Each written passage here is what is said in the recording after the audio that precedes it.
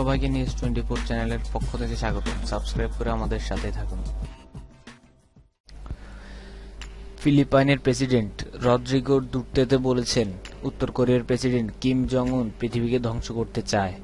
এ কারণে সে বেশ খুশি, এজন্যই সে সবসময় হাসে। শনিবার ম্যানিলা এক সংবাদ সম্মেলনে তিনি এসব কথা বলেছেন। ক্ষেপণাস্ত্র পরীক্ষা নিয়ে উত্তর কোরিয়ার সঙ্গে যুক্তরাষ্ট্রের সামরিক উত্তেজনা বৃদ্ধি পেয়েছে। নিষেধাজ্ঞা ও আন্তর্জাতিক সমালোচনা সত্ত্বেও উত্তর কোরিয়া শনিবার ক্ষেপণাস্ত্রের পরীক্ষা চালায়। বারাক ওবামা প্রশাসনের আমলে যুক্তরাষ্ট্রের কড়া সমালোচক দুর্তেতে শনিবার ওয়াশিংটনকে উত্তেজনার প্রশমনে সংযত হওয়ার আহ্বান জানান।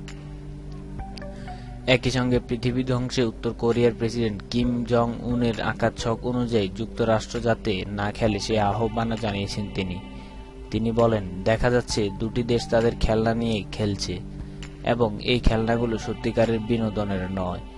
যুক্তরাষ্ট্রের দিকে ইঙ্গিত দিয়ে তিনি বলেন, আপনারা জানেন তারা এমন এক ব্যক্তির সঙ্গে খেলছে যে কিনা ক্ষেপণাস্ত্রের মাধ্যমে সবকিছু ধ্বংস করতে চায়।